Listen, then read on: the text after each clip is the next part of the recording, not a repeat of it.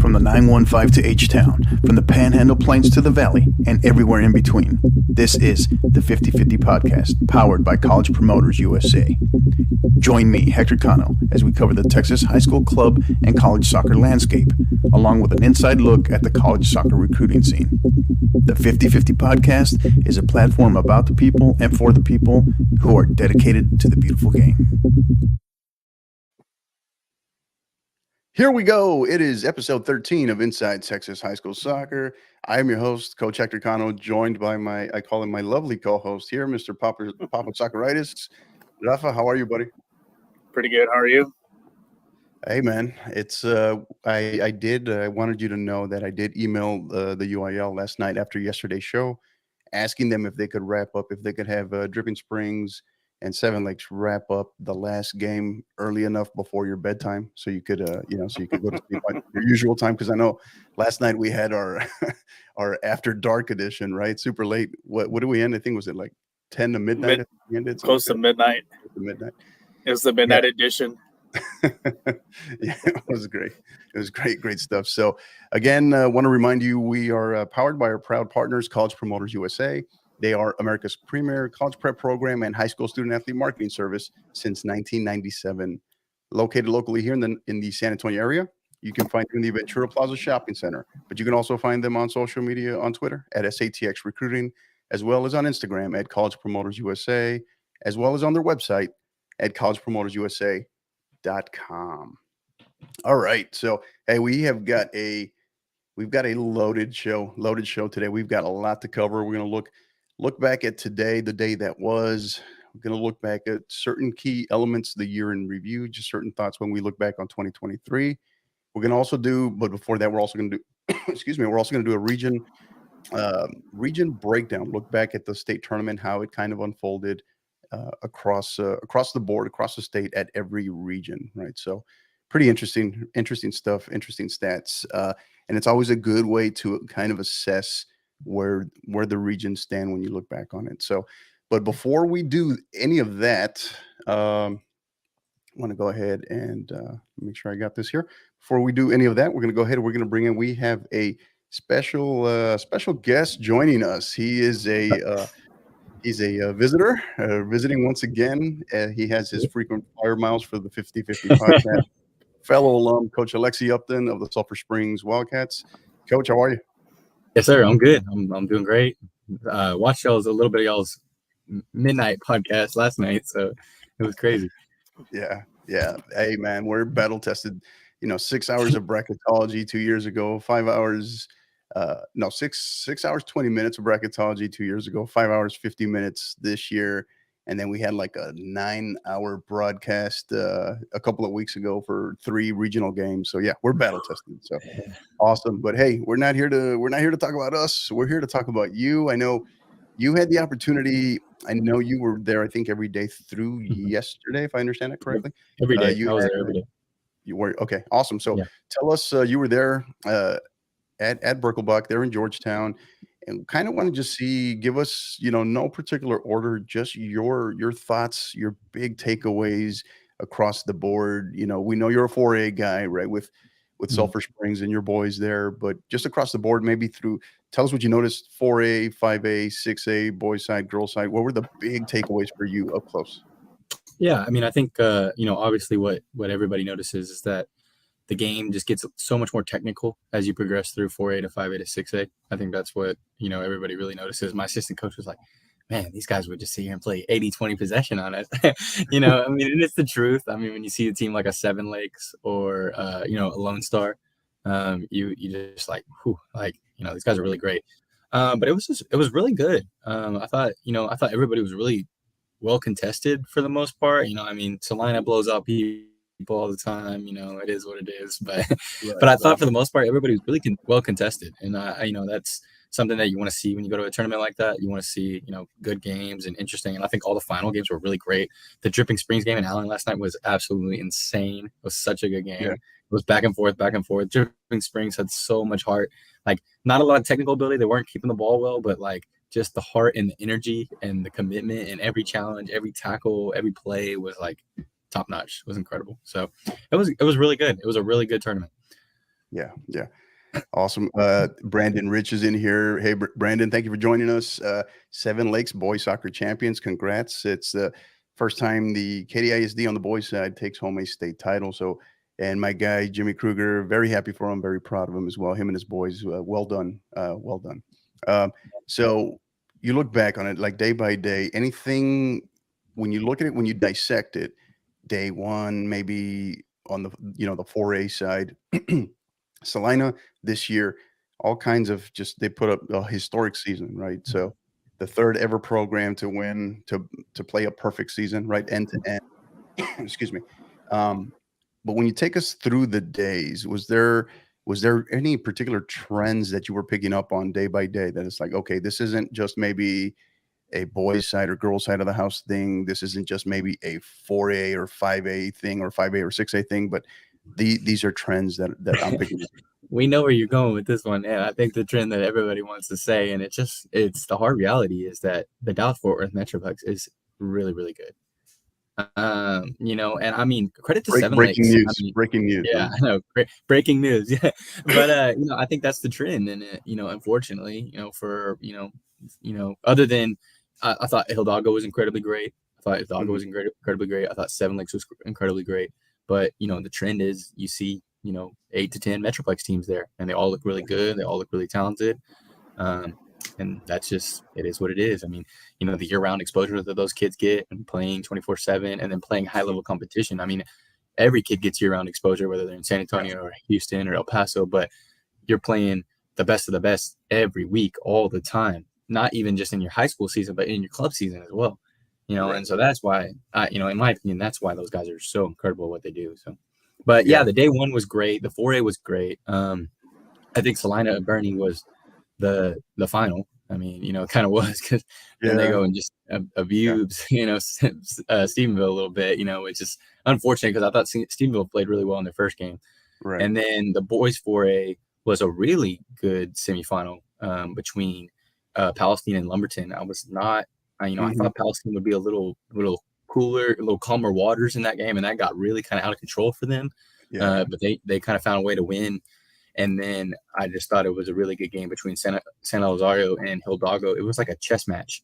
It was like, I don't want to give anything away. I don't want to give anything away. It was like I guarantee you there was less than like 6 shots in the whole game. But that was they were just kind of playing chess. And then the San Elizario keeper just did a little bit of unfortunate. He tried to push out and he just pushed it right in the post and got that rebound and that goal. And so that was a really good day. That was a really solid day. And then from there, I think it only got better.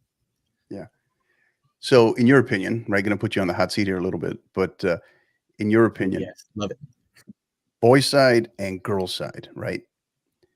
Each team, the best team there walking away from state now that it's over, the best team on each side of the house, boys and girls side, that did not win a state title this week. Ooh. The best team on both sides that did not win a state In your title. opinion, this is just your takeaway, your analysis. Okay. Right? Doesn't matter. They could have lost the semifinal, right? They didn't have to make it to the final and not win. Okay. I'm gonna say the best team that didn't win on the boys' side, I'd have to say is either Allen or San Elizario. I think Allen was just so physically gifted. I mean, the direct way of they play and how physically gifted they are. A lot of talented dudes all around the field. They really impressed me. But San Elizario had a beautiful calmness to them. There was really great ball movement. I thought they played better than Hidalgo Early College, honestly, in that game. But then they were just unlucky as they didn't really create any good chances in the final third. But I was like, man, these guys look really, beautiful. The play's nice. What everybody wants, that beautiful. So that was what San Elizario was. So I thought they looked really great.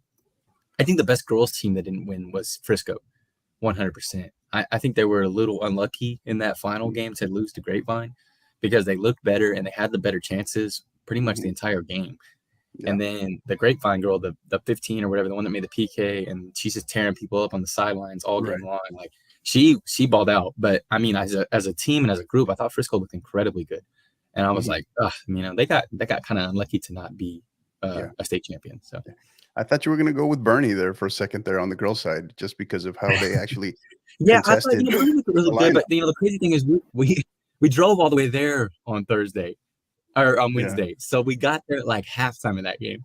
So we got there and it was like 1-0, and I was like, Yeah, we didn't really get to see all of this game. We saw a little bit of it. It yeah, looked good, whatever, but yeah, we didn't get to yeah, see it all. So I can't be like right. super, you know what I mean, like invested in Mhm. somebody you only saw for 40 minutes. You know what I mean? Yeah, So, yeah. Well, but that's telling because that it kind of ended up being a tale of two halves because in that first half, and Rafa, excuse me, Rafa talked about it a little bit, is Bernie, particularly their forward, right? Their number 8, their number 9, I should say. Kylie Combs, she was one touch away, right? She was half a second away from just being able to separate from that last defender multiple times. And they made that adjustment. Kudos that we talked about it the other night. Coach Adams making that adjustment, made great adjustments and saying it's like, hey, Bernie, if you're going to beat us, it's not going to be with with Kylie Combs. So yeah, in that second half, big difference for yeah. sure. All right. Got a couple more questions for you, but I'm going to kick it over to my co-host here, Rafa, see if he's got anything for you. Rafa? Hey, Coach, how are you doing today? Good, always. Yeah. You mentioned about the Dallas area being now kind of like the mecca of, for the high school soccer. Do you think now that's going to influence a lot of high school teams to go head out there preseason for tournaments, non-district games to play those level teams to prepare for playoffs and possibly seeing them in the state tournament? Yeah, Because I noticed like some teams, I'll give like Palestine. I saw their schedule. They didn't really play anybody. Like I said, when they're and like preseason and so forth. Do you think that might have kind of influenced that loss they had? Do you think, hey, you know what, maybe we need to start playing a little tougher teams? That way, even though it may cause us to lose some games, but out of that experience, will get us to the final, and that goes with a lot of the other teams too as well.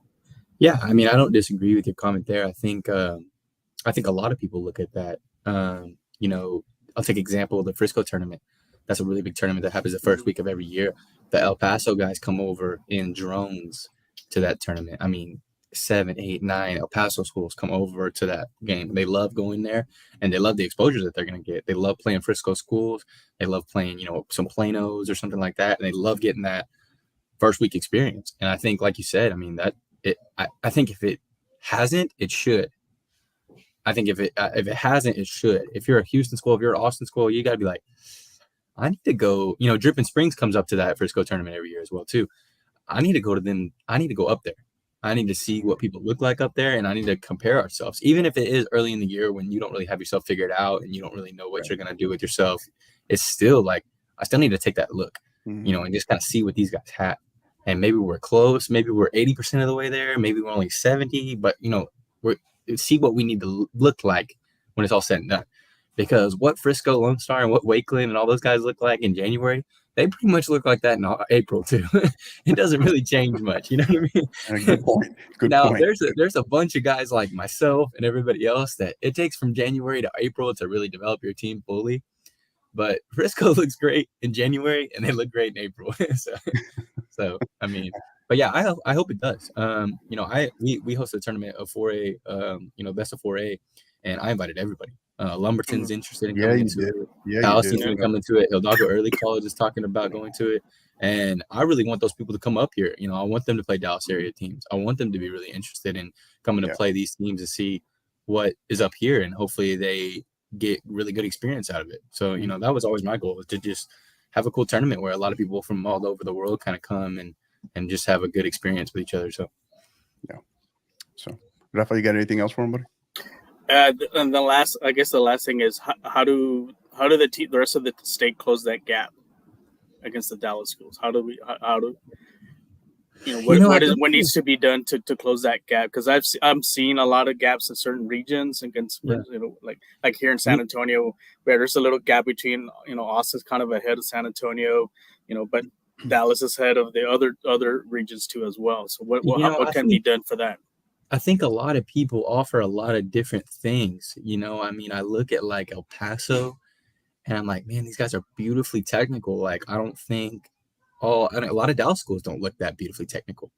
And then I look at somebody like a San Antonio Lee and I'm like, man, these guys are really great on the ball. They're really physical. It's a fast pace, like beautiful flow. Like, There's not a lot of Dallas schools that look like that. So I think like every like geographical area has their like own little style of playing. I think that's kind of cool. And I think that's something you kind of notice at the state tournament as well. It's like, oh, hey, they kind of look like that team that's also here, Like when you get the Austin guys, like they're good on the ball and they're just like freaking hard, like just straight hard. Like I don't know what it is. If that's like Lone Star's motto is like we play with heart. but like you see some Austin, like all the Austin schools are exactly the same. Como, Smith, and Valley, great girls team with like a ton of heart. Trying to think who else was it. Pflugerville Connolly, really good girls team with a ton of heart.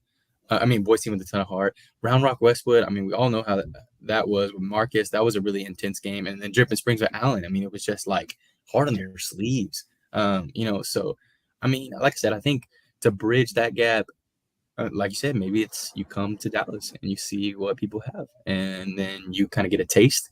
And then you're like, okay, I can bring this back and we can work on some things and then we can see how we compare to our people in our region. But to just, I think there's two ways of thinking about it. It's I play all the people in my region and I just try to win my region and I do that. Or it's I want to look beyond my region and I want to see what my other regions can provide me in terms of growing and developing. And then I bring that back to my region and now can I be better? So to bridge that gap, I just think they got to keep developing. I think Austin's doing an incredible job of development, and especially with, Austin FC creating youth systems and things like that. I think San Antonio is doing a really great job of development. San Antonio FC, your freaking background right there, is doing an incredible job of doing really well in the USL every year.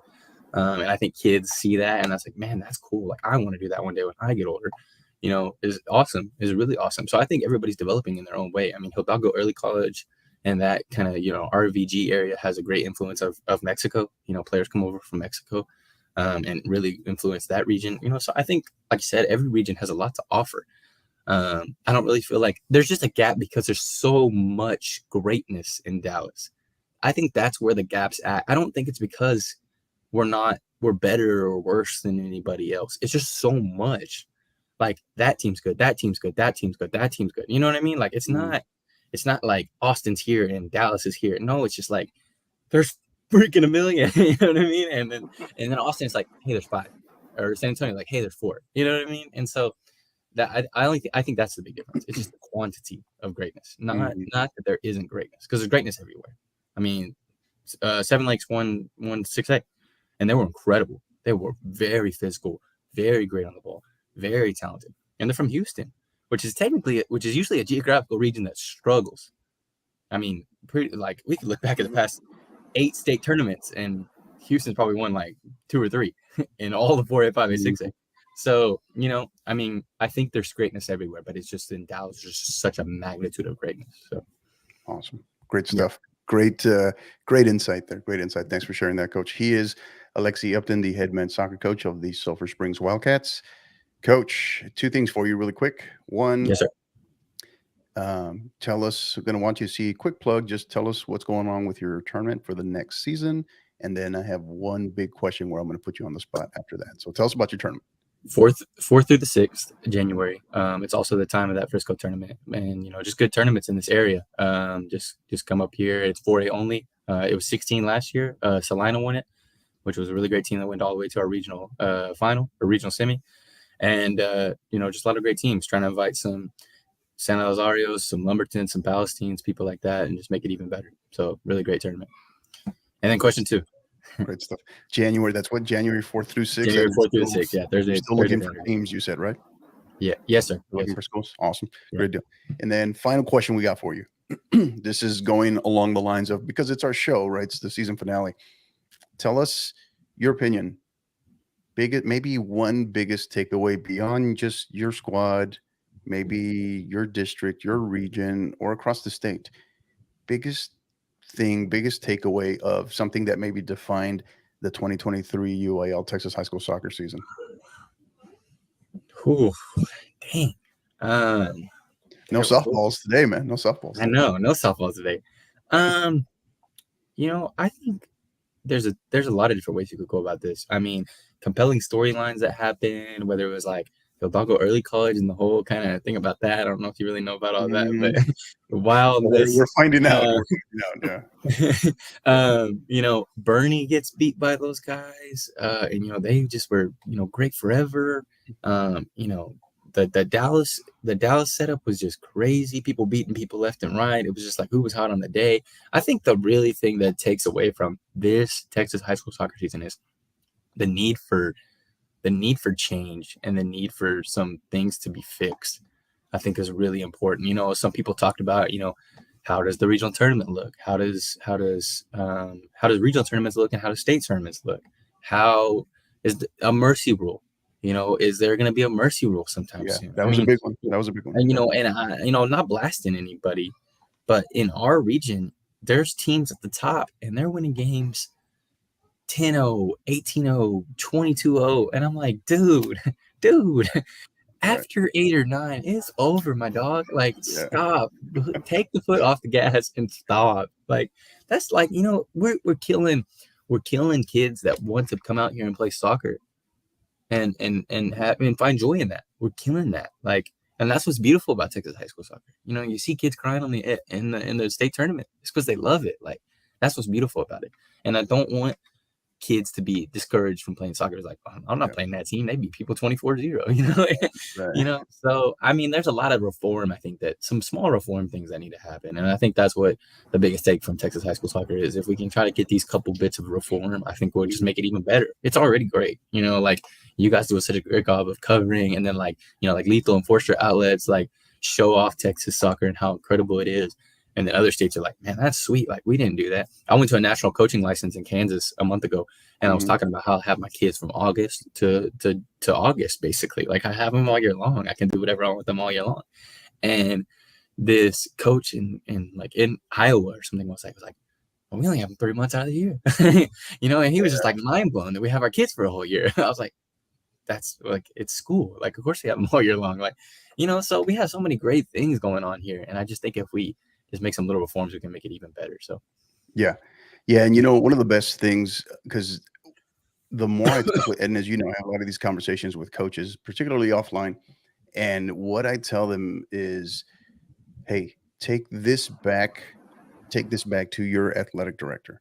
You know, make it a point, take it back to your district, meet with your district executive committee to at least start asking those questions. Because if not, somehow I think coaches are under the impression that if they just collectively complain about it amongst themselves, or maybe to Tasco, that's sufficient. That's or if I voice my opinion one time, that's enough, right? And we all know that that's not how the UIL works. That's not how the UIL works. So that guy handing out trophies, his name is Joseph Garman, and he runs all the soccer. And you gotta go find big wigs like that to make reform change, you know. Right. So I mean, I agree with you 100%. You know, I think a lot of people just think I'm gonna sit here and complain on Facebook and Twitter, and nothing's gonna get done. It's like, no, it's not. They don't care. Like, you have to. There's ways to go about this. So absolutely. yeah, I think, you know, some small changes in Texas high school soccer is going to be even greater than it already is. So. Right. Awesome.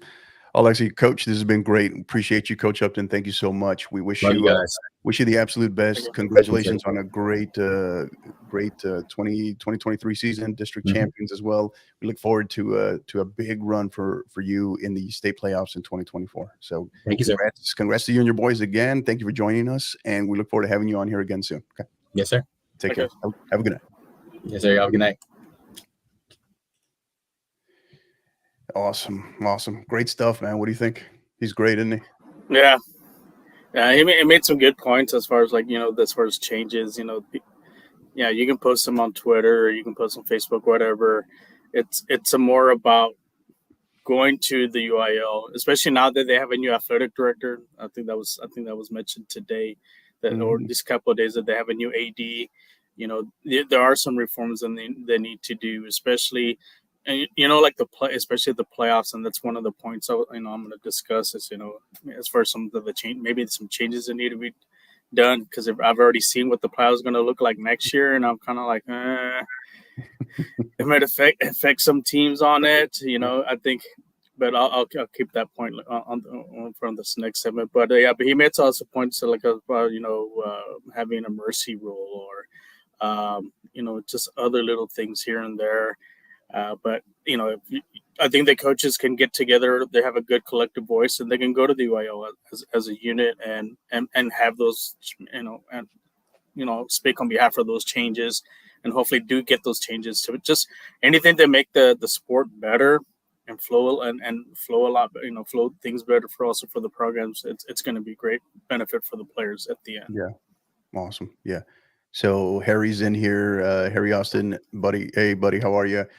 Talking about North Texas is still king, and then also saying our our friend from Houston is making change with his posts. LOL. So yeah, not quite sure what you're talking about there, buddy. But all right. So all right, Brandon Rich is in here again. Asks a great questions. Thoughts on this one, Rafa? So thoughts on the reseeding. This came up a lot when we got into the regional tournament, right? And that seems to be the only time we hear about it. And then the week leading up to state, and then it just disappears off everyone's mind until next year, right? So, what we're talking about here is the thoughts on the reseeding component that the UIL implements once the four regional champions have been established.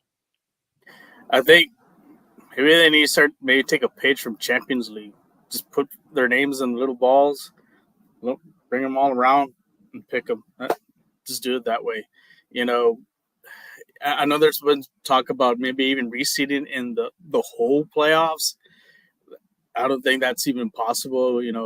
Imagine a number 1 seed from El Paso, hosting a number 4 seed from Beaumont. What's the logic in that? But as far as for the state, I think state tournament, first seeding, I think they can do that once they come in, but just I know they do it already for the state level with the records, but I'd rather do it kind of like Champions League. Just throw their names in there, whatever comes out, there's your matchup right there. Right. Because in the end, you got to, to be the best, you got to beat the best, no matter who's your 4 seed, 2 seed, 1 seed. Like I said, Dripping Springs just proved that this year. They're a 4 seed. They knocked off some number 1 seeds. So, just put them all, put their names on the ball, pick them out, and there you go. There's your regional tournament, and there's your state tournament. But there's some, and I will discuss about maybe some changes within that, especially with the regional tournaments, to get a better quality game. Which we'll discuss. What would be pretty cool? You talk about the Champions League draw, right? Could you imagine? Make a little draw, put it on NFHS or something. Wouldn't that be pretty cool, right? You just make an event out of it. It just takes you all of an hour. Maybe Texan Live, because I don't know about NFHS. I just shout out to Mike. Man, there's an idea for Mike there. Maybe he can host the Champions League version of that Texas high school. Mike Youngblood at Hoops Mike, get on that, man. I think that's an early one that we can propose right now. So and here, I've said this for a while here. Harry mentions if they were more transparent. So apparently the transparency piece is what they go off of is that the UIL exclusively uses winning percentage. And where it gets a little gray, where I'm not entirely 100% sure, is what is that winning percentage based off of? Is it total? Is it total just regardless of district, regardless of degree of difficulty, your strength of schedule, anything like that, right? I don't think any of that, from what I understand, appears to factor in. It's just what your overall record is, right? So yeah, from that standpoint, I think that's where the transparency piece gets a little murky, a little gray. So I'm not sure about that one. So I know Harry mentioned something as far as maybe having the by district round area round played every in one weekend, and the following weekend have the regional quarterfinal and semifinal in one weekend, and then a regional final, something like that. Maybe that's something maybe they can look into as well, as far as better quality of play, playing Thursday and then Saturdays. But then have your true number one, like I said, have them kind of your quadrants, your true number 1 seed host those 2 games in those areas. I mean, that's a thought there too. I mean, and something the big thing is what we got to understand, I think, collectively, is the soccer season is long, and it kind of overlaps towards that tail end of fall into the winter into the spring, right? So it sits in the middle, and that soccer season is getting longer on the front end for whatever reason, right? It's starting earlier and earlier in December with a shorter time frame for scrimmages, which I'm not necessarily a big fan of, right? So maybe do we adjust that to the back end, right? But then it's from the UIL perspective, they start looking at their logistics of state championships, right, for the spring, and this is why soccer's kind of an oddity for them because of where it sits. It blows past its.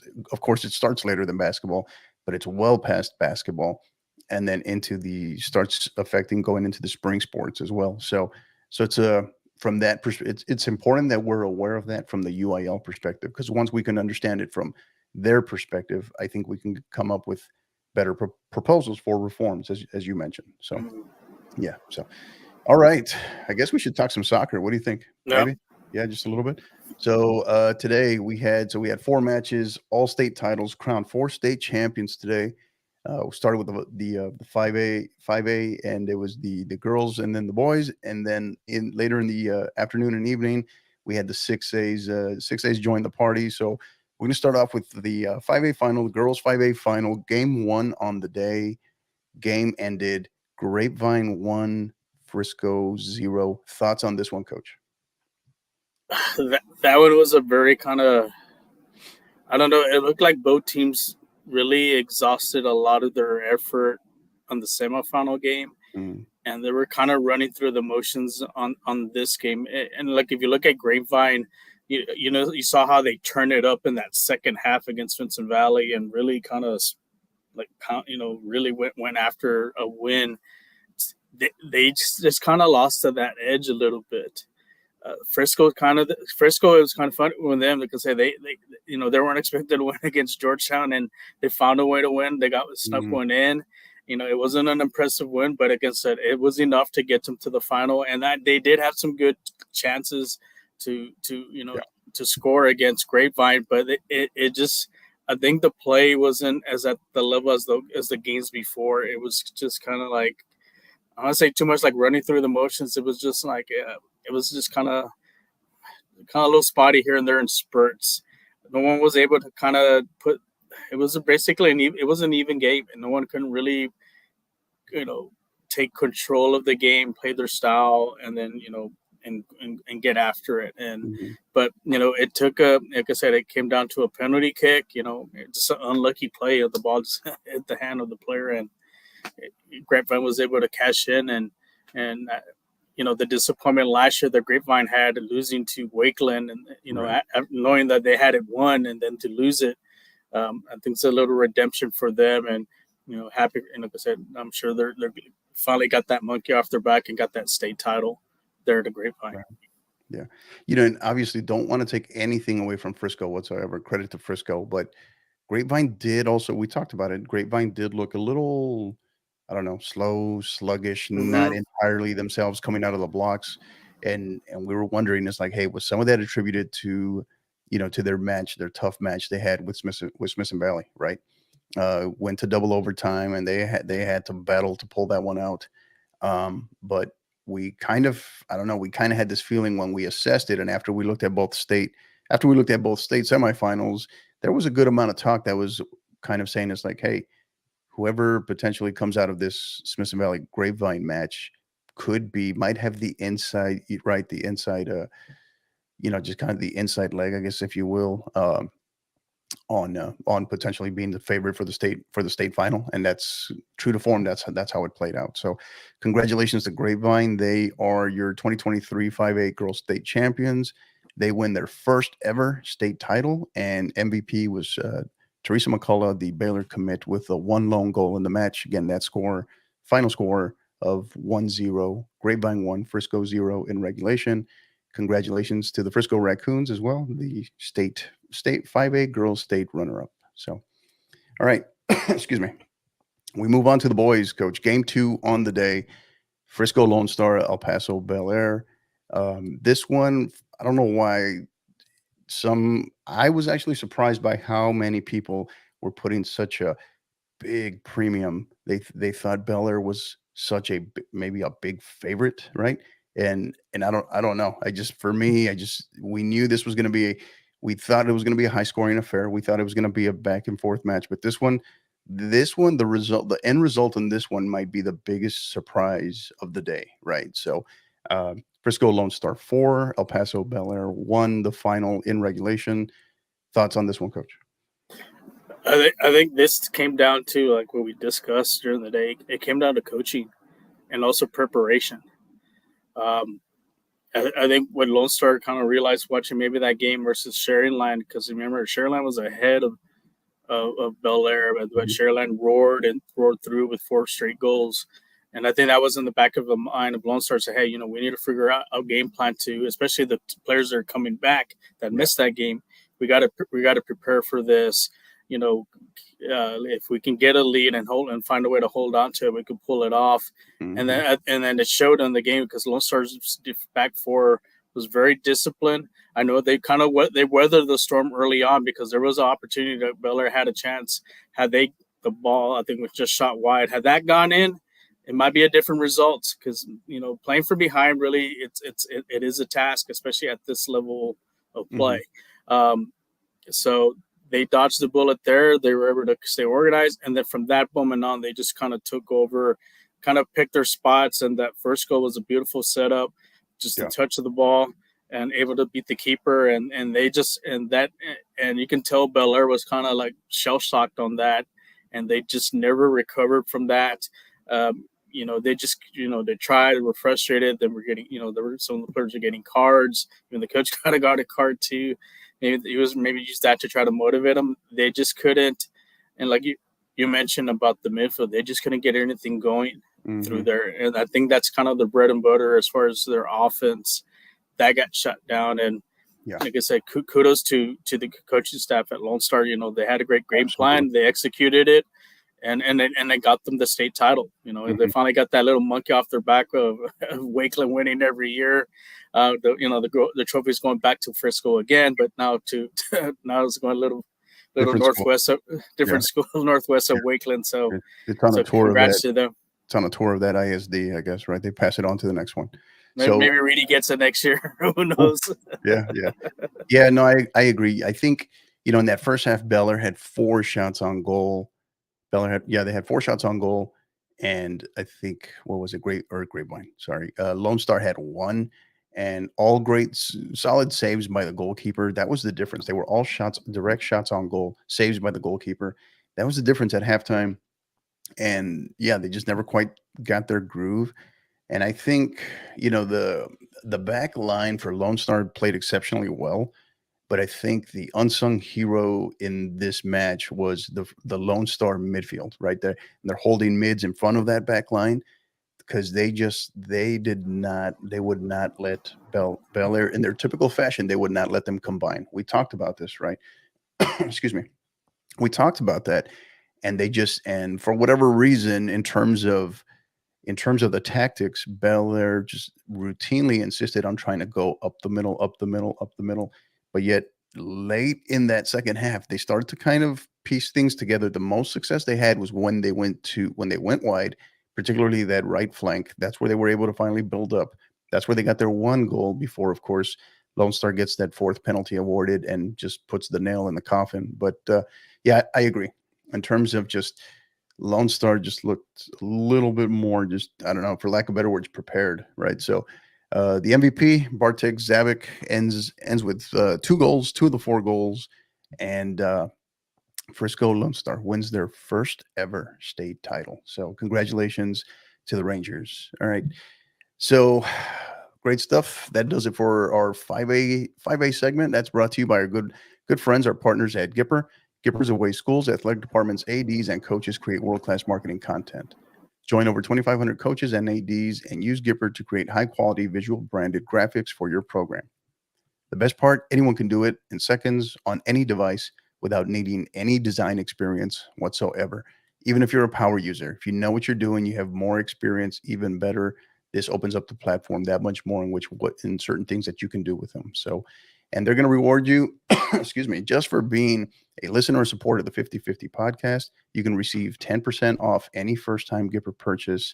Simply visit gipper.com/partner/5050 to learn more. Again, that's gipper.com/partner/5050. All right. So we move on to 6A, Coach. All right. Game 3 on the day, Flower Mound Marcus versus Fort Bend Ridge Point.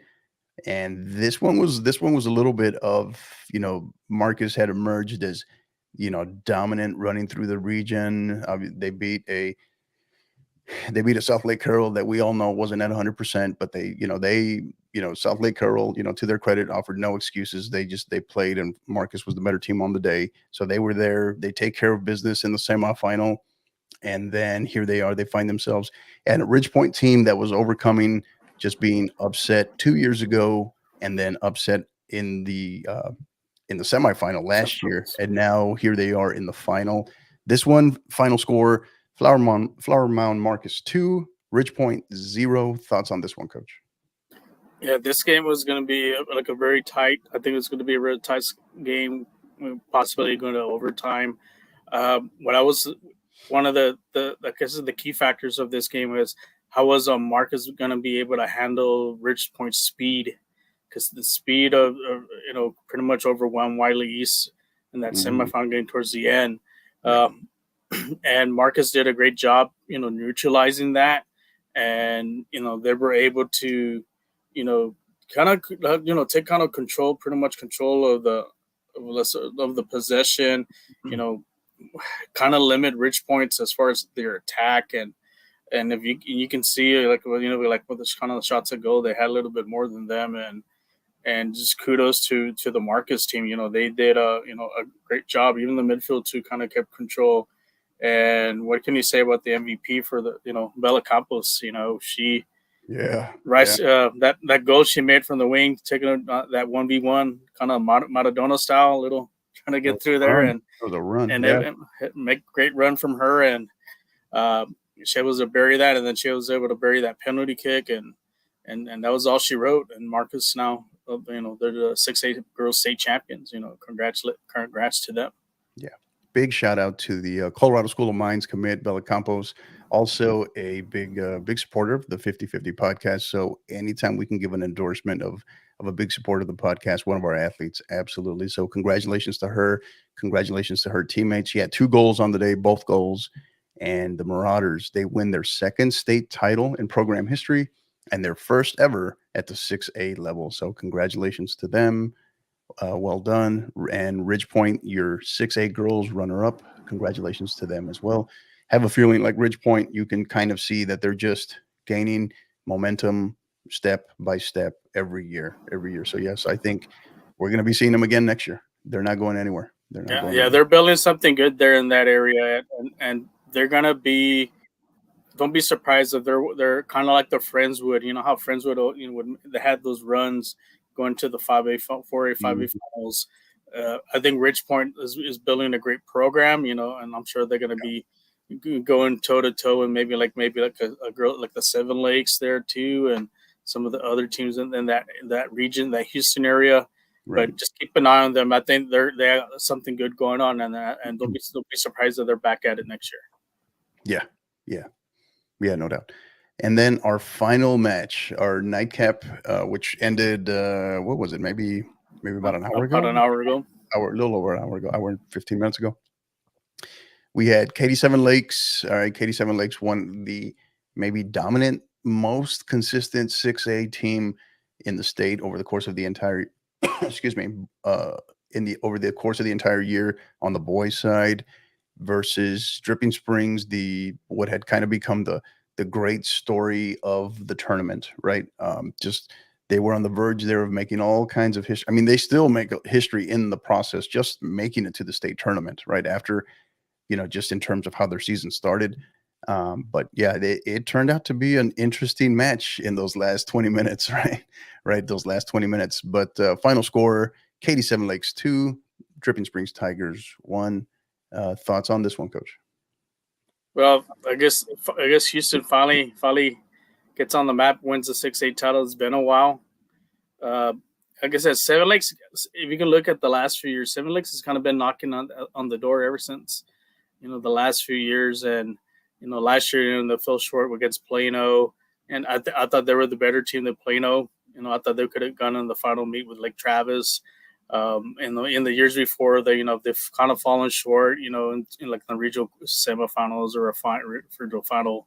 but this was their breakthrough season. I think all the pieces kind of fell together, and for them, because like Don says, it's back in 2018. So that's a good 5 years since the Houston teams won a title, and so this but for them, the first boys squad out of that Katy ISD to win it though too. That's what was significant about this one. But so they finally kind of broke through and everybody pieced it together. But it was they had to hold on for it because even though they took a 2-0 lead, they kind of figured out the defense of Different Springs. It was Different Springs' defense has been tough these last few games, but Samuel Lakes was able to figure them out and kind of get a couple key goals. Even though there's one shot that kind of got deflected and able to tap it in, but still they were able to kind of figure out control. But they had to hold on because, like I said, Dripping Springs got a beautiful goal off of that set piece. Oh yeah, and it looked like really it's not midnight yet.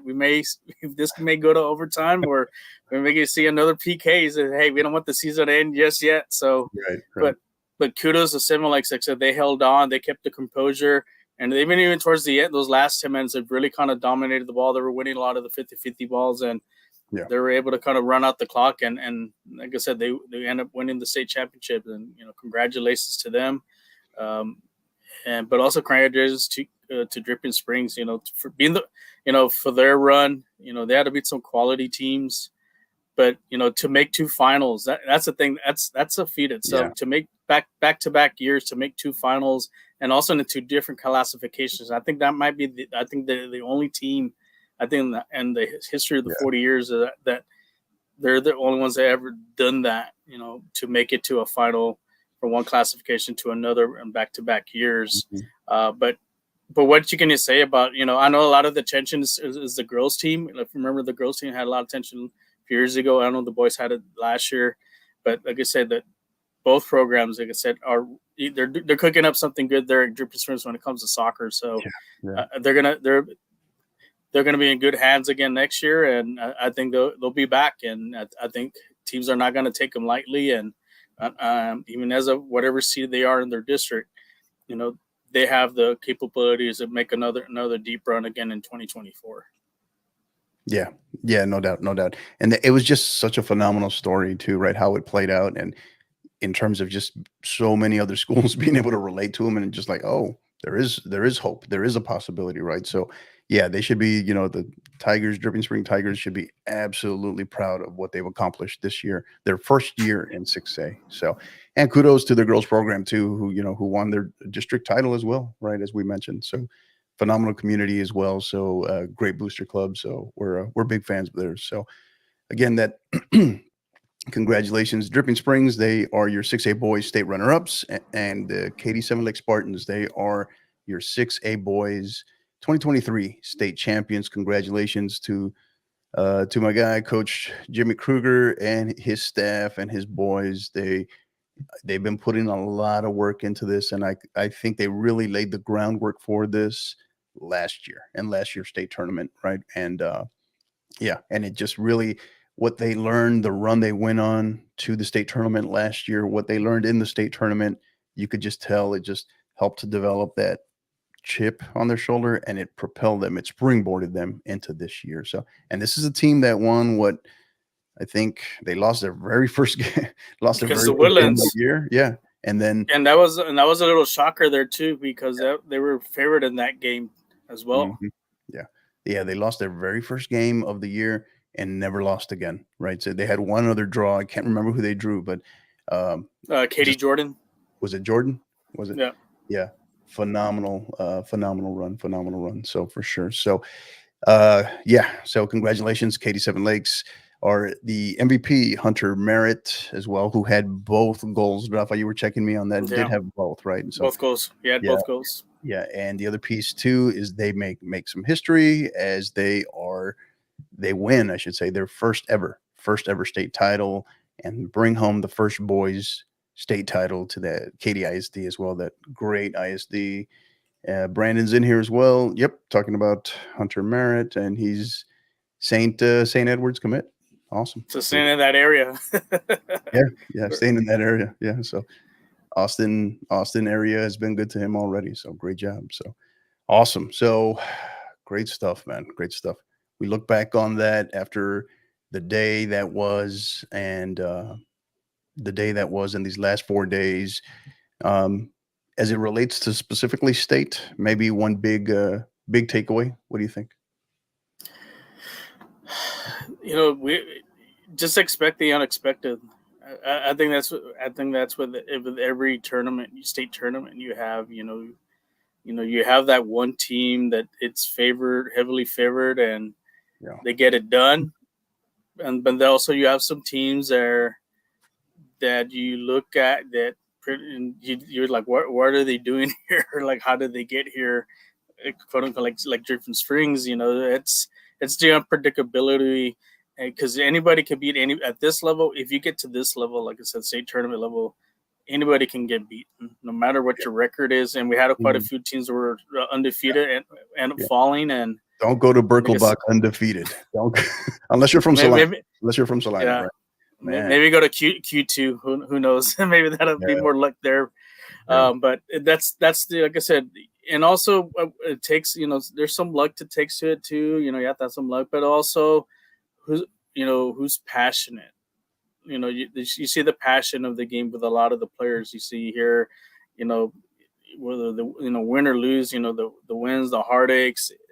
It's what soccer is all about, and that's what I take out of this is, like I said, this was a really good tournament. Ever since, like I said, coming back since the pandemic, Yeah. it's just getting better and better. Like I said, there's storylines to a lot of to these runs from a lot of these teams, but it's great. It's getting the attention that it deserves. Mm-hmm. Yeah. Yeah. It's still a long way to go, right? Not where we want it, but we're headed on the right track. And one of the things that I noticed about this year, what was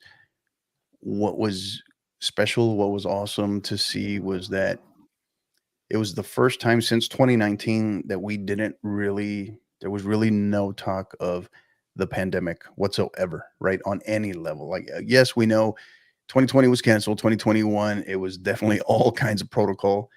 And then 2022, it was still lingering out there a little bit, right? It was still kind of there in the shadows, some players missing across the state tournament, missing games, what have you, different issues, smaller issues, significantly smaller, but they were still there. And then this year, not not a not a discussion, right? Not an issue whatsoever. We didn't have to worry about it. We didn't have to worry about protocols and who's missing, who's out because of this. So it was great to be back to whatever our new normal may be.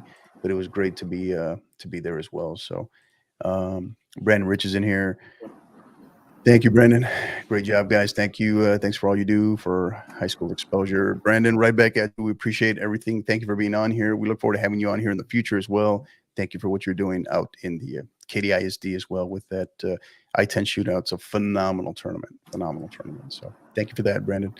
But yeah, great. My one big piece in terms of probably takeaway and looking at the tournament as a whole, I think it's time to, it's a whole other discussion in terms of where else can we have it, right?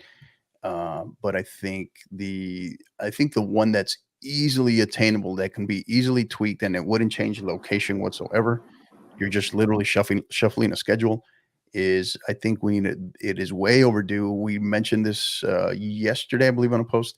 It's way overdue that the ladies, the women's side of the house, the girls' side of the house, we need to try to see about flipping it to where they are playing maybe in those afternoon, evening games under the lights as well. I think that's way overdue. And I think for the 4A squads in particular, I know Coach Adams at Salina mentioned this, to go from playing Wednesday, midday, and turn right back around and play Thursday, the very next day, in the heat of the day. I think that's something that can easily be tweaked, right? Yes, there's always logistics involved. Excuse me. We get that. We understand that.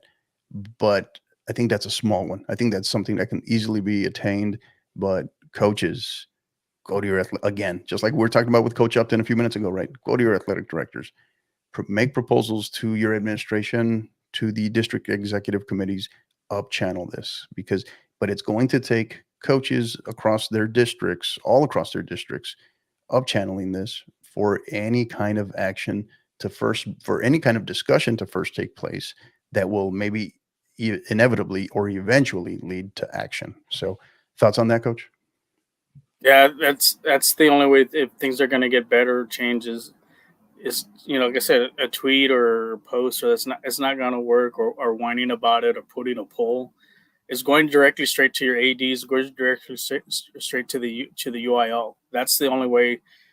If they hear you, they're going to take it into consideration, and they say, hey, you know what, this does make sense, we do to make a change, they'll do it. If they do it with the others, they do it with the other sports. They do it with football, the basketball, whatever sports involved here in our state of Texas.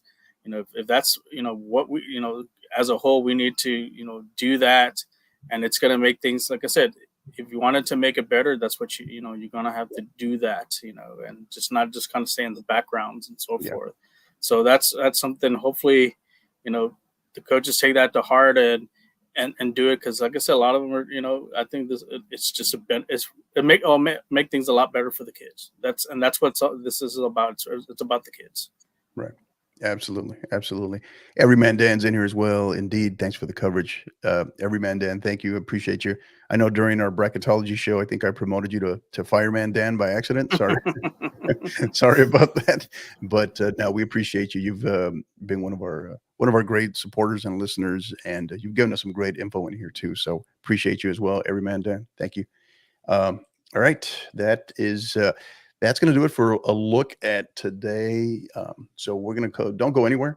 We'll be right back. We're going to look at a regional breakdown, look at how the regions kind of played out. We'll look at just overall really final records, who took home titles, all of that stuff. Really quick little glimpse, and then we'll wrap up with our look back at just maybe some key things from 2023. So don't go anywhere. We'll be right back after a quick word from our friends at College Promoters USA. College Promoters USA, founded and located in San Antonio, operates as the only family-owned college recruiting company in Texas that brings a truly professional, local, and face-to-face approach to area high school student athletes and their families.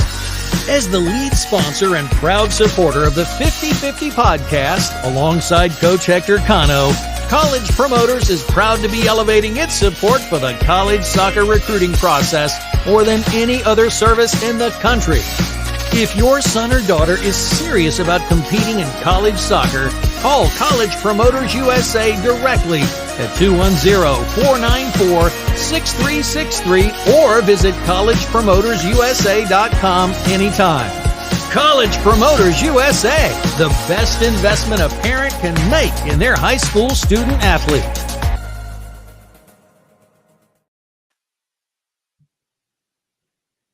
And we're back, episode 13 of Inside Texas High School Soccer. I am Hector Cano, along with my lovely co-host in the Obi-Wan Kenobi of Texas High School Soccer, Rafa. All right, man, you ready to look at it? The moment of truth. We're going to look back at regions here, our regional breakdown, and see how things played out here. So let me go ahead, share this real quick.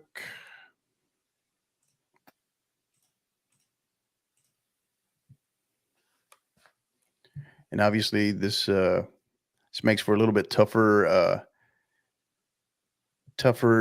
You can't see this if you're listening to this later on the audio podcast. But essentially, what we're looking at here is a regional breakdown of championship week by region in terms of what overall records were, and as well as number of titles that each respective region won over the course of 4 days in Birkelbach. So, all right, so.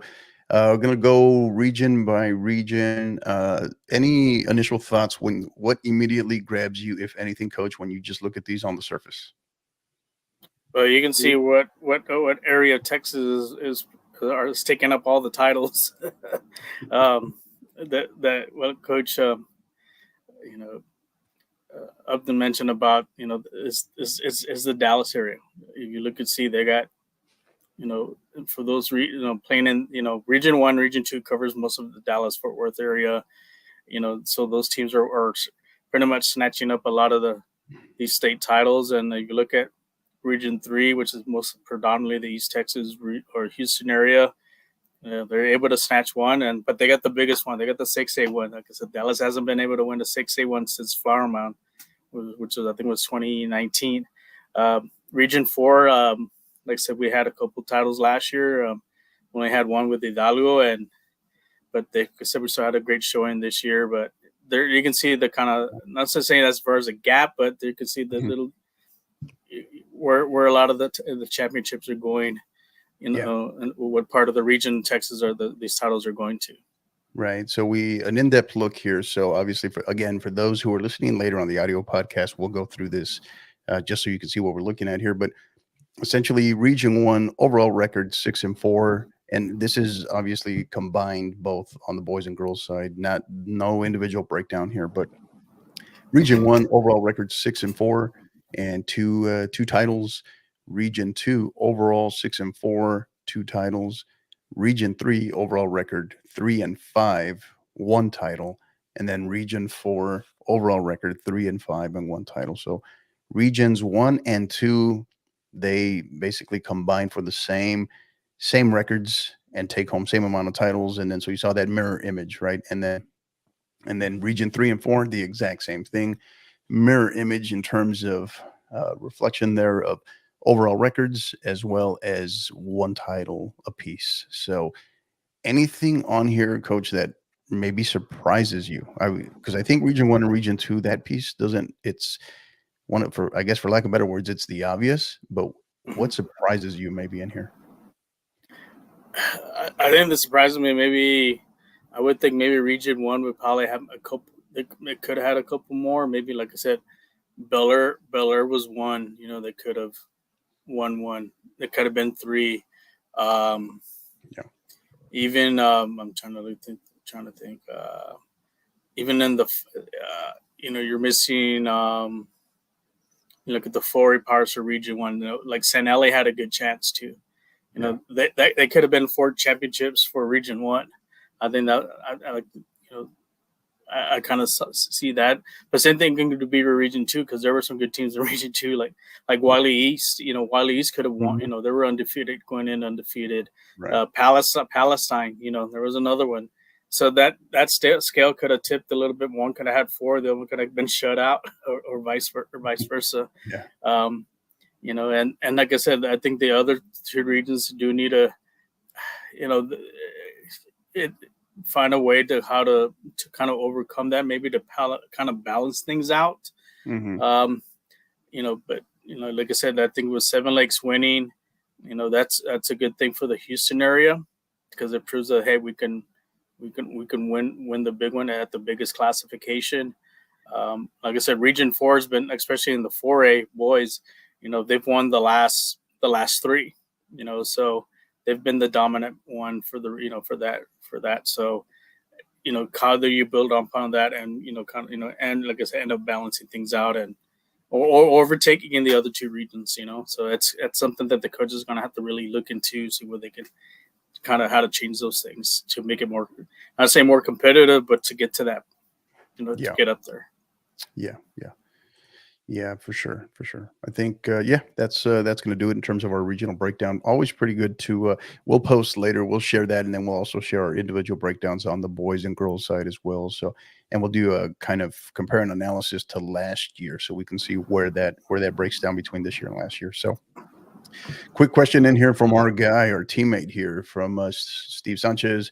Match of the weekend for boys and girls. Thoughts on this one? Ooh. I guess last night the Allen and Dripping Springs game going to the PKs. I agree.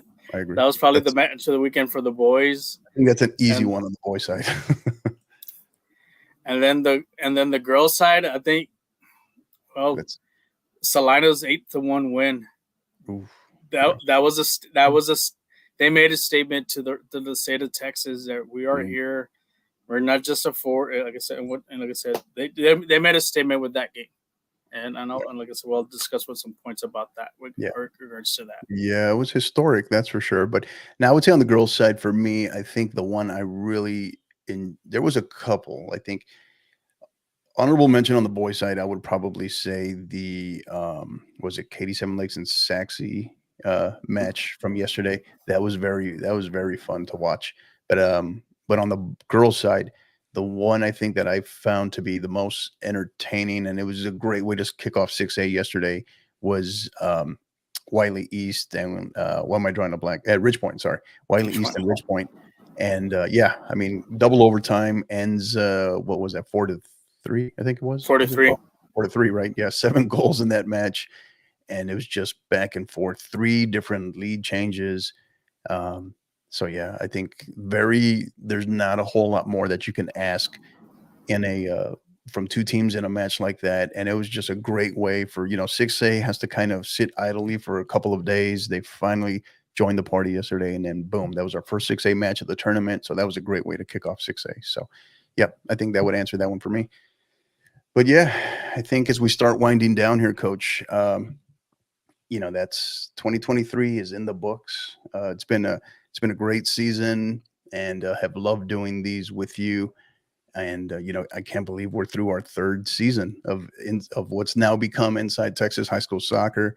Again, if you don't know why we reference that specifically, is because this is a kind of spin-off show of the 50/50 podcast, part of what's becoming our network eventually. And yeah, I think it's been great. We're what, 2.5 years old, right? We launched in December of 2020, and what we've been able to become because of you all, because of our listeners, our supporters, and why we do it in an effort to show commitment to growth and support of Texas high school soccer, and give it the coverage that we feel it deserves. We still don't feel like we've met that goal, but we're on the right track. But yeah, it's been fun. You look back on the season for us, Coach, of just the show, before we start looking at Texas high school soccer as a whole for 2023.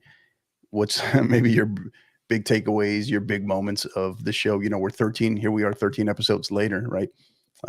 Any big takeaways, thoughts, memories, anything you want to laugh at, make fun of from looking back at some of the shows?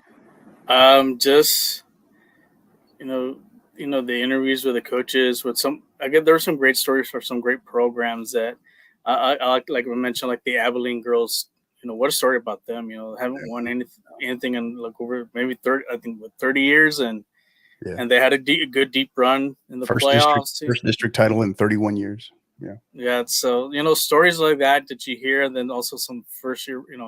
Look at that first year program, the West Plain Wolves, the girls. Yeah. 4A. And they're for real. They had just opened up, and they had they just lost to a team that had a little more experience, but.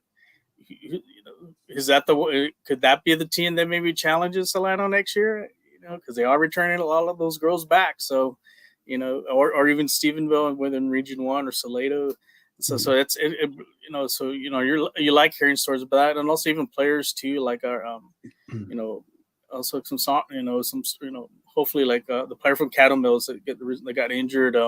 The support that they that she's received, to recover from that injury. Victoria Mendez, yeah. It just brought the high school the soccer community from the state together to for her support, and like I said, hopefully she'll be back on the field again next year. And prayers to her, and can't forget about one of our coaching colleagues, right? And who I never personally met, but Coach Miller out of Denton Braswell as well, are definitely thinking about them and their family and their community as well, who suddenly passed a few weeks ago. So yeah, so can't go without mentioning that as well. Yeah. So like I said, you have your cheerful moments, and you also have your sad moments, but that's just like I said, soccer is life. It's a little stealing it from little Ted Lasso there. Soccer is life for that, but the thing is it's just not if we don't talk about it, this and that, people won't get to hear it. And like I said, we've given a lot of great exposure to Texas high school soccer that it deserves. Doing all stuff. So even like our bracketology, we do the research. We're just not picking teams because of their football programs or just mascots or whatever. We dig deep. Yourself, me, Harry, and Steve. I go off of mascot and school colors. I don't know about you. So we put a lot of effort into that, and it's the coverage, and it's like I said, it's also fun too to have and I think also, getting, when we go out to games and so forth. Like I went to one game that was the O'Connor, I think Loretto United game. It was a bi-district game. The parents, a lot of the positive feedback from them, thanking us, for showcasing, the sport and so forth. And that's, I like hearing those things. At least it tells us that, hey, we're doing something good, something positive. And like I said, we're not like I said, we're not here for the clicks and this and that or whatever. We just want to make sure everything's given the proper coverage. And it's a good to hear that. It's good. Hey, at least someone admires that. But we're just we just work hard to what we need, what for the respect of the sport. Yeah, yeah. And I think I got to mention it too, and we'll get to it more later with our final shout outs and thank yous. But I do have to mention before I forget, you talked about those the broadcasts. Something I want everybody to know is when they see this with the San Antonio Soccer Roundtable and Rafa's out there, he does this regionally in the greater San Antonio area, of course, because he's based out of here. But one of the things, he's out there, he's on his own dime. He's not getting paid for it. And he's doing these phenomenal broadcasts. Obviously, I try to help whenever we can link up, but part of the reason we don't link up is so we can cover more games, right? So very important to know. I just want to point that out as well. So you've done a phenomenal job, and you really do spread the wealth in terms of coverage of. Doesn't matter if you're a 4A on the south side, if you're maybe a rural 5A or one of the big 6As here in the greater San Antonio area. You're all over the place, and for that we thank you, and just your commitment and dedication. I think you need to be recognized for that. So thank you for that. Thank you. Like I said, it was fun doing some games with you, and also with Steve. Like Steve coming aboard, Yeah. we're able to do some great games with him and getting his insight. He has, like I would have he has a lot. I would have loved to have seen the look on his face the first time you asked him to go live on the air with you. That must have been. Yeah, he was like, huh? He was like, oh. I think it was one of the league games. I think he was just like, oh, we're gonna do this. So I think we had a little technical difficulty in the first game, but by the time we got to the second game, everything flowed and so forth. But shout out to Steve. Like I said, having him on board, to do live streams, and also thank you to Harry too, because like I said, Harry, and also not that guy. Not that guy. He clowns on Real Madrid too much. Not that guy. So. He might be doing some crying on Tuesday. Right. So, but all right. So we'll get to some of that with our final thoughts, thank yous, and everything a little bit later in the show. But last thing, want to make sure we get this in, Coach, is we're going to look back the season that was, right, the 2023 Texas high school soccer season. And Coach Upton, right, he kind of upstaged us a little bit. Almost, he dropped a lot of good stuff, right? I was just like, oh, yes. Like I didn't even think about that. So he brought some great points, and this is why we ask these questions rather than, hey, I have it all figured out, I know everything, right? Because we don't. No one person does that covers this. But when you look back on the season, that was maybe some key points, right? Some key takeaways, things that you liked, things that we need to work on collectively as a community and going forward into 2024.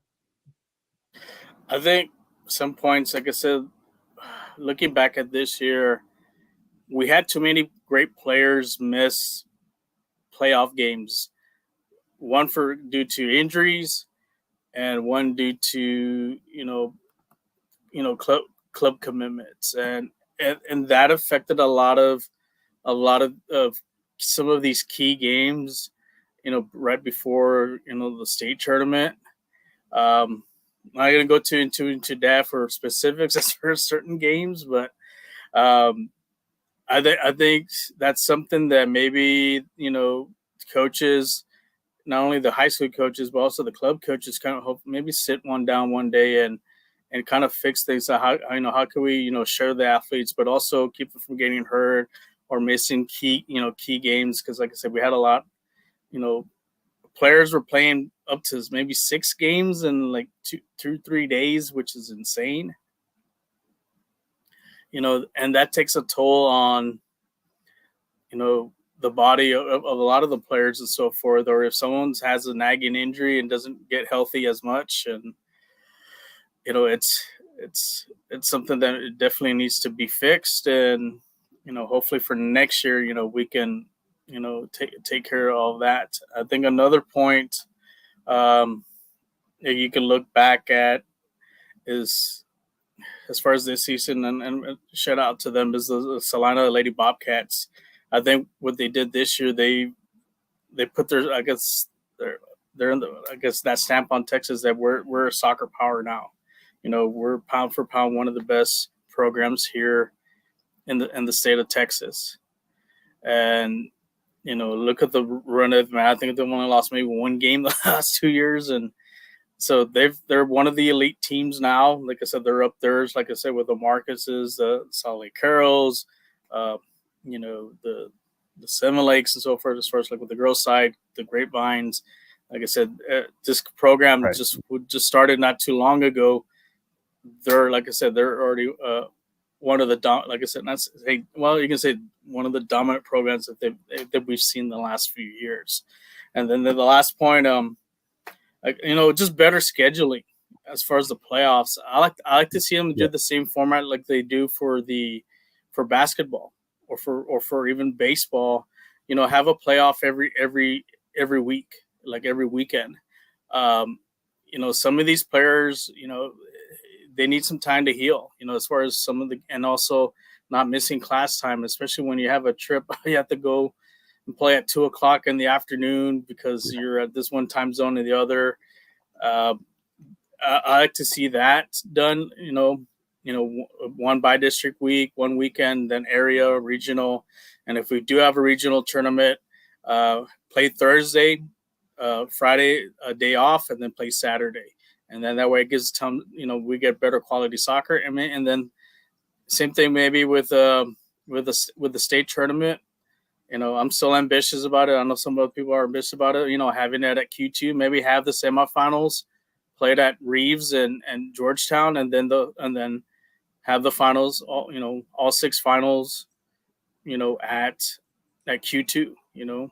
I mean, if you can play at Jerry's World or the basketball can play at the Alamo Dome, I don't see why not we can't play at a soccer specific stadium, in that area. But still, you can still play those, your semifinals at those high school fields, and then give the athletes a treat there for the final playing at a soccer specific stadium.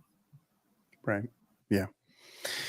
Yeah. I look at it from the logistics perspective. I think I know the way UIL tends to operate. I know it's going to be an uphill. But yeah, I absolutely get where you're coming from in terms of the football, the AT&T Stadium, the Alamo Dome as well, right, for basketball. But I think one of the big things, so I think where this starts, the big push, and we talked about it a couple episodes back, is if you are, whether your school that you root for, your child, whatever, your friend, it's a school that you go to or not, but you're a big fan of Texas high school soccer, show up, the tournament, right? The state playoffs itself, right?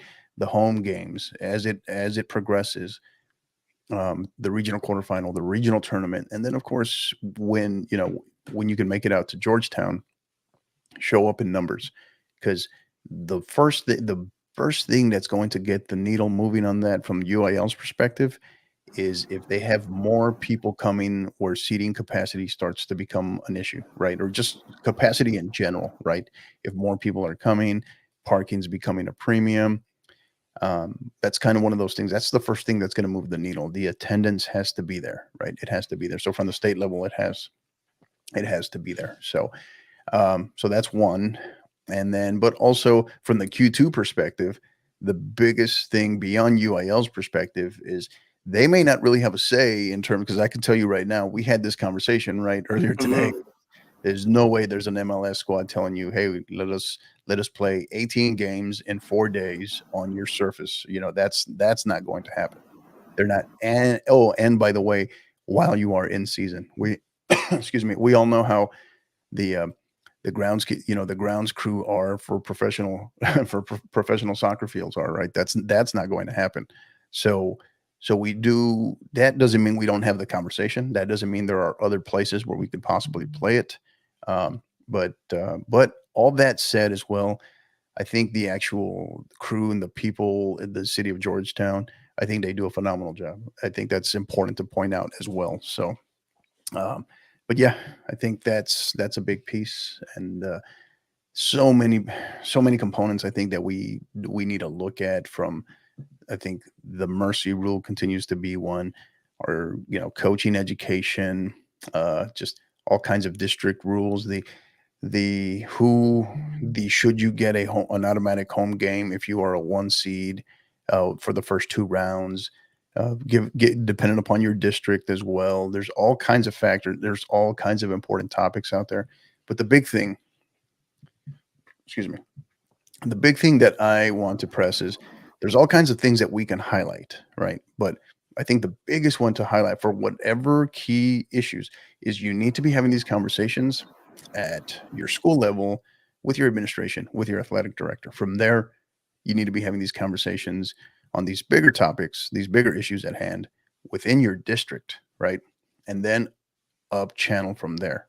And if you know anything about, excuse me, if you know anything about the way the UIL works, usually these meetings, for it to hit their desk, for it to become a topic at hand, particularly in those summer meetings that they have in Austin, is it may take a year or two of a lot of key, for lack of better words, not complaining, but pushing the initiative, making the argument before it finally shows up in one of these meetings, or maybe one of these meetings throughout the year.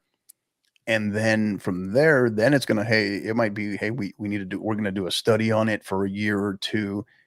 And then after that, maybe it's like, here are our findings. Yes, we will proceed with this, or no, we will not. That's kind of, I mean, case in point, that's how water polo became a sport, right? Perfect example. But that was about a 4, 5, 6 year initiative, 4, 5, 6 year plan. So this is the way the system, the University Interscholastic League works. And the sooner I think we can collectively have that understanding, and if we're passionate enough about some of these key points to our game, these key initiatives, then we need to continue with it and bang the drum and know that, mentioning it one time is not enough. Mentioning it 10 times or 20 times is probably not going to be enough. So, but as coaches, as administrators, that's our responsibility. That's what we're charged with. And I think in terms of also not only obviously taking care of our student athletes, but also taking care of the game, right? And growing the game, right? So very important component. Thoughts on that, Coach? Yeah, I think that needs, like I said, that's the way to do things. That's also, like I mentioned earlier, I think also, player player missing games because of injuries and playing too many games, especially between their clubs and the high schools. Like we saw scenarios with kids playing, like I mentioned earlier on, is like kids playing 6 games in a 2 3 day span, and they play their high school game, then they play their club game till Monday, and they're back at it again on Tuesday with the high school team.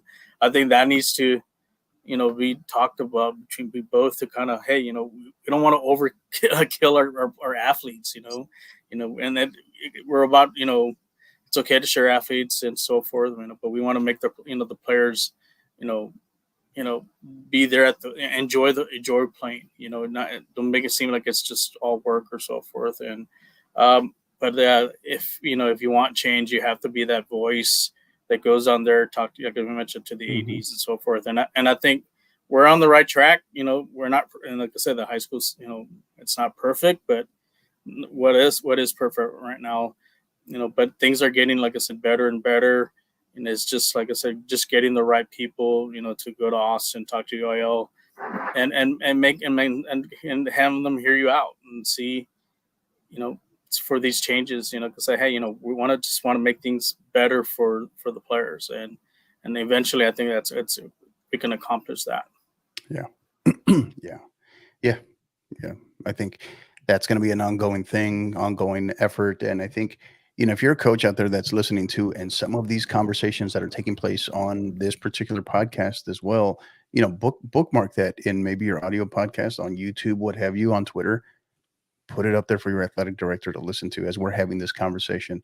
Use us as just a further argument to kind of back you up that there are people talking about this. There are more people that need to be talking about this in order to be able to enact some sort of action. It's not going to happen overnight, but yeah, we have to just keep banging the drum, I think, and be in it for the long haul, right? Play the long game, right? So yeah. All right, Coach. That's gonna do it. We're gonna wrap up now. Stoppage time. Final thoughts, messages, thank yous on the 2023 season, the show. Anything? What's on your mind? What do you got?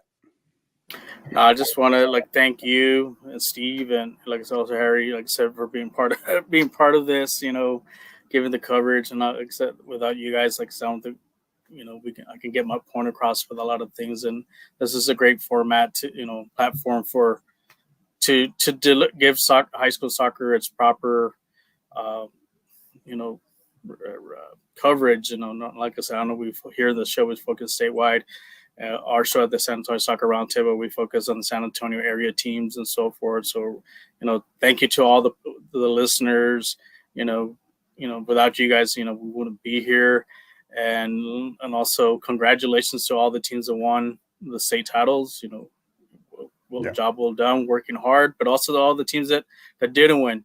Use that as motivation for next year. And some teams, like I said, they were able to get motivated to get to another title game and so forth. And hopefully, maybe next year it will be your year. So, and then also the other teams too that fell short or didn't make the playoffs or did make playoffs but fell short there. Hey, use that as an inspiration. Work harder in the off season, and we're looking forward for the week the days after Thanksgiving to start it all over again, and we'll see what happens in 2024. And who knows, maybe I come out of retirement.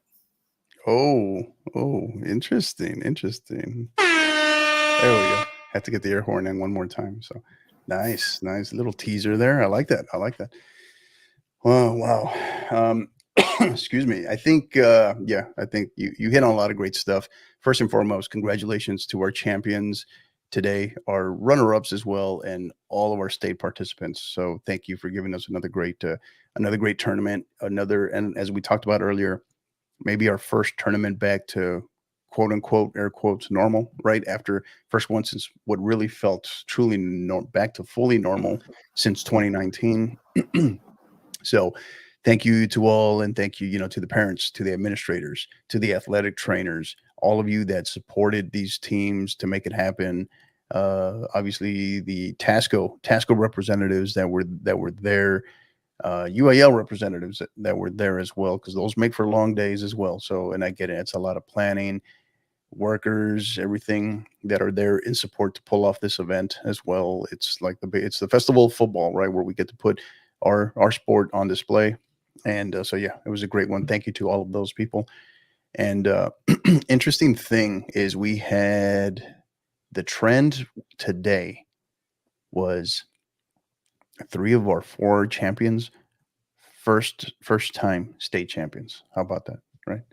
And then Marcus, kind of a technicality, but their first ever state title at the 6A level. So kind of interesting that that was kind of one of the underlying trends when you look back at the championship Saturday today. So for me, lots of thank yous and appreciations, but I'll try to make this quick. Bear with me. But obviously to Rafa, thank you for being on this with me, buddy. We put a lot of work in behind the scenes. Oftentimes, as we talk about this show, the show tends to end up being the easiest part because the prep, the meetings, the conversations with coaches, the conversations with players, the behind the scenes stuff that we're doing, and we love it. So thank you to you. Thank you to all the programs, all the coaches that allow us to make that happen. And that are really accessible to us too. That's a big one. So athletic directors as well, athletic coordinators, administrators, thank you as well. Really appreciate you.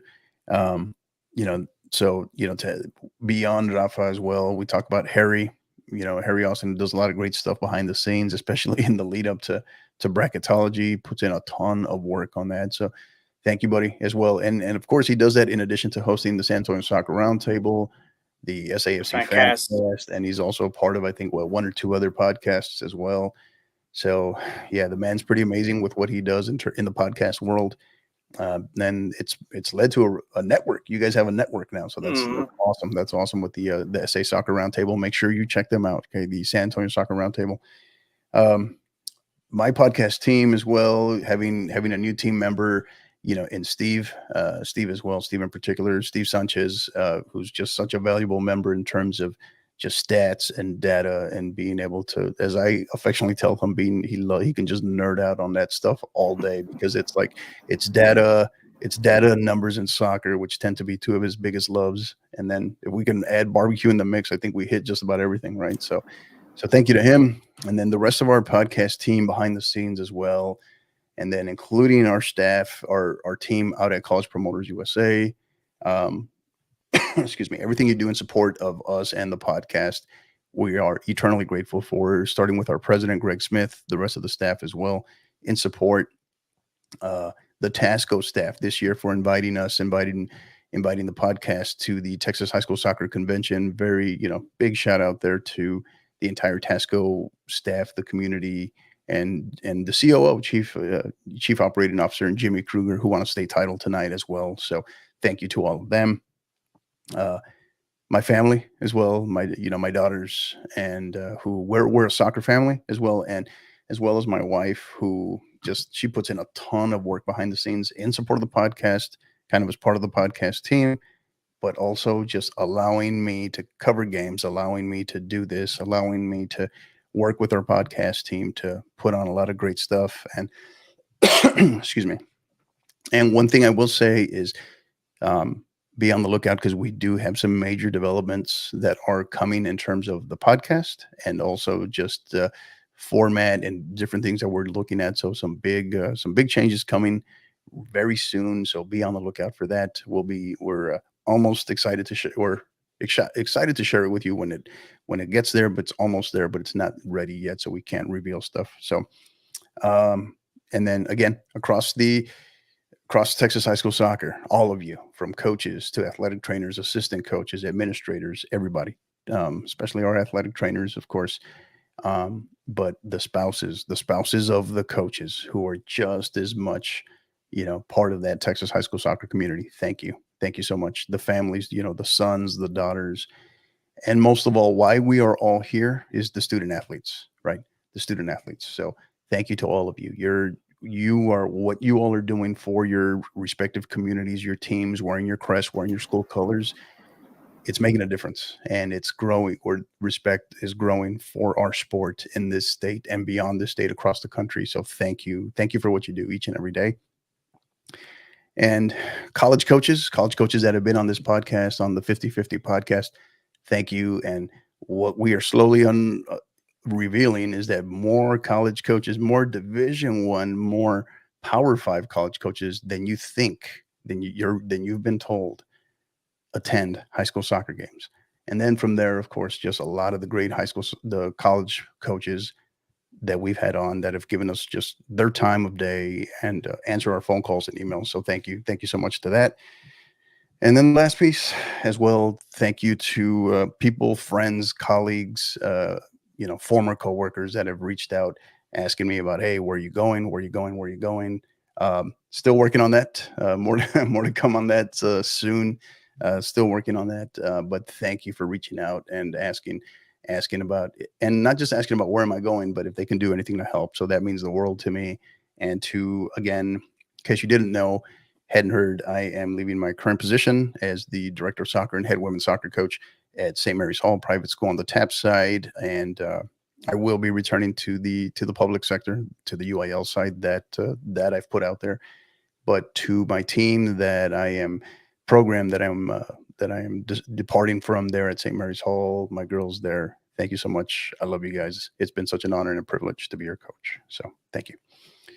All right, Coach, I think let's go. I can hear the Academy Award music to wrap it up playing in the background here. So any last thoughts, anything else you got so we can get out of here? No, just like I said, just looking forward for 2024, and I'm working with you from here on out. And absolutely, and it's gonna be. I think it's gonna be an interesting year, because, like I said, we're already seeing new teams, and especially like in 4A, new programs are popping up. I think the popularity it's spreading, so we're seeing a lot of new programs. I know some teams played some kind of independent schedules, and we'll maybe see some in certain district play, and we'll all be ready for the days after Thanksgiving to get it going again. Mm-hmm. Yeah. One thing I did leave out, the independent media. So the writers, the general media, right? The big media, whatever you want to call it, the writers as well. A few, Felix Chavez out of the El Paso Times, David Hinojosa, San Antonio Express News, just to name a few.